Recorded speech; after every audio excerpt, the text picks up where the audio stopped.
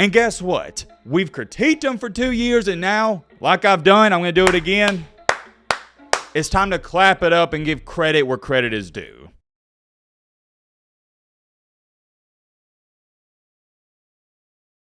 I got 100K around my neck. Hey, NIL go crazy. I shouldn't even be laughing because that's how these players are nowadays. I got 100K on my neck. Hey, NIL go crazy. That's how they are. I thought we'd start on our video on a funny note, and you don't got to be a rocket scientist to figure out who he's acting like. It's Cormani McClain, peep the Florida shirt. Hey, watch out, bro. I don't listen to you, bro. I don't listen to coaches, bro. What you mean you don't listen to me? Bro, I'm making way more than you, bro. You think I'm listening to you? What Man, you we brought you here. Exactly. We brought you here. Why? Go get your Because tape. I'm him. Because I'm him. This dude posted like a 2 or 3 minute video. I got it posted on my Twitter, but I believe he posted it on TikTok. His name is Nod_Ross, so feel free to check it out if you want to. Here's the other part I want to show you that I found pretty funny. So you don't care about going to the next level? Bro, I am the next level. Dude said I am the next level. That's crazy. We got to lock in, though. We got to get down to business, and you know who we got to talk about. The man of the hour, the man, the myth, the legend himself, Cormani McClain. Woo! Man, oh man, this has been the most highly, and I mean most highly requested video on the channel the past 48 hours. Let me give you some context behind our situation. So I was watching all the games on Saturday like I do, watching like 4 games at once, and I was watching the Kentucky and Florida game. Shout out to DJ Lagway, the new starting quarterback for Florida, but I turned it off once Florida started blowing them out. I was like, yeah, there's no need to continue to watch it, but then people start tweeting at me saying, yo, Matt, Cormani McClain got a pick 6. When you guys were tweeting that at me, I was like, wait a minute. What? I was shocked he even got in the game. Remember, this is the same guy who's not even been listed on any of the depth charts for most of the season. And people are telling me he got a pick 6 in an SEC game? I immediately went to Twitter trying to find the highlights, trying to find the videos, and yeah, come to find out, he did. But it wasn't just a pick 6. I got to give credit to him for this. He also made a tackle. And major shout out to Joseph, as you can see right here. He actually sent me the video himself, and he stated, Matt B. Great's next video on Cormani going to be insane. If you are curious, here is the interception, and I also need to tell you this. It wasn't against Kentucky's starting quarterback. I believe this was their 3rd string. Kentucky's quarterback threw an out route to the far side of the field, and Cormani ate his lunch. Away from DJ over the course of this game. That's what it was. He had a beat on it, and he took it to the house. And before we go any farther, let me just make this clear from the start, and I'm going to do this. Clapping it up for Cormani, and hey, that was a great play, and I'm proud of you, man. I really am. I've said this every single time we talk about Cormani McClain and Jai Hall, and the list goes on and on and on. Despite what some of you may think, I don't enjoy getting up here and saying bad things about Cormani McClain or anyone else. However, when Cormani is doing bad things, he's not living up to his potential. He's not trying hard, and that's what drives me insane the most, and he's not doing the things he needs to do to not only be a better player, but a better person. I would be doing a disservice to my audience if I didn't critique him on that. And it's not even me critiquing, that's me sugarcoating it. I'm just calling it for how it is. I can't sit up here and watch a young man who has all the talent in the world ruin his life and tell people, oh yeah, it's okay. No, it's not okay. I say that to say this. The past 2 years, I haven't enjoyed watching Cormani's downfall. I'm wishing him the best of luck, and I want to see him succeed. And guess what? We've critiqued him for 2 years, and now, like I've done, I'm going to do it again.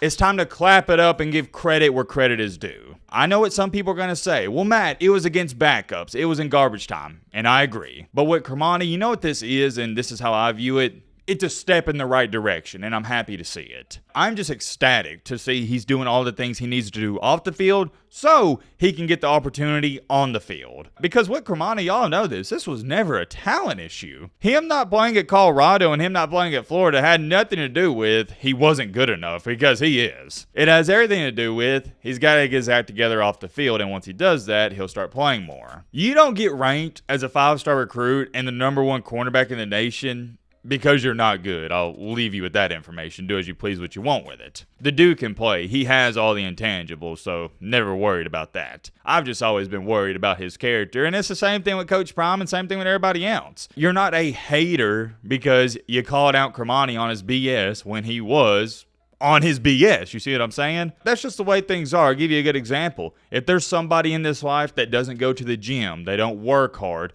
they're lazy, they do drugs, and the list goes on and on and on, they're a loser. Is that me being harsh and critical? No, it's just reality. There's nothing wrong with being a loser. It doesn't affect me. We need losers in this life so we can have winners. Same thing here, and I actually feel like the reason so many people have been intrigued and captivated by this Cormani story is because they're upset with him because they know he has all the potential in the world. And despite what Cormani thinks, I'm telling you, there's more people rooting for him than rooting against him. It's just they were holding him to a high standard. I've said before, I'm going to say it again, Cormani may not mean much to you, but I'm proud of you, man, and I'm happy for you. This tweet you're looking at right here is one of the most accurate ones you're going to see. That pick six is probably what Cormani needed to change his whole future as a player around for real, and I agree. You got to look at it from Cormani's shoes, and if you're an athlete, maybe you can relate to this. He has been in the doghouse for 2 years straight. He was in the doghouse at Colorado, and he was in the doghouse early on at Florida. Well, a play like that is not only going to get you out of the doghouse, but it's going to get the coaching staff to believe in you a little bit more and trust in you a little bit more. To go on top of that, and it's just compound interest at this point, Cormani McClain's, I guess you'd say, confidence is through the roof. You don't want to get too cocky, but now he's kind of getting back to his old self like he was in high school. He's like, oh yeah, I still got it, man. I'm the man, and so on and so on. Check out what Gators Network had to write in one of the comments. And Napier said he's been getting picks every practice. Why has he not gotten in at some point? And just like we've been talking about the past 2 years, this person responded, everyone knows how good he is, just sometimes it's not only about skill. And I've seen a bunch of these comments. These are just straight up ignorant. Nah, for real, y'all stay on that side though, referring to the people that were hating, or my bad, quote unquote, hating on Cormani. No, y'all keep hating. Don't be clapping it up for him.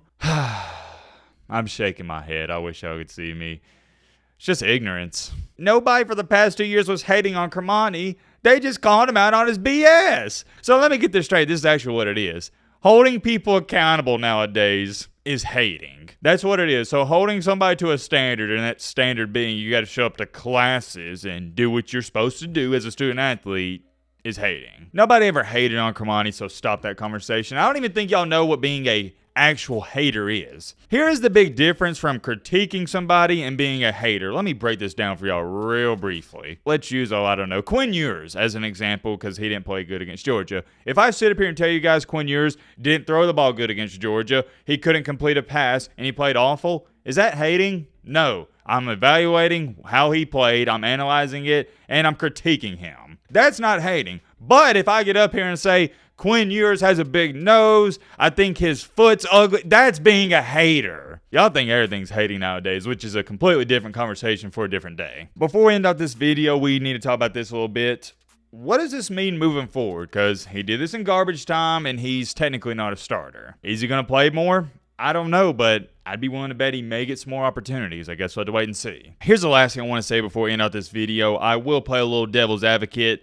Let's not get too excited. It's good to be happy for him, good to be proud of him, all that nice stuff that we've already went over. But he needs to continue to play like this, and he needs to continue to do good in practice. Had that nice tackle in the game, had the nice pick six. Also, I didn't talk about this too much, but he had a really good pass breakup in the end zone. That really showed you how talented he is because most defensive backs don't even turn their heads, and he did. He has all the skills to be not just a elite defensive back in college football, but an elite defensive back in the NFL. I've believed that since day one. It's just he's got to do all the other things that we've talked about in multiple other videos, and he's got to put his skills to good use. If I'm in Florida's shoes, more importantly Billy Napier's, I'm like, hey, kid played good. Let's give him some more snaps next game. I'm not saying you got to start the dude, but throw him in there a little bit more in some significant playing time, not when you're up by 20 in the fourth quarter. Hopefully he can build some momentum off of this. Cormani, great game, man. I'm curious. Let me know your thoughts on all this down below. But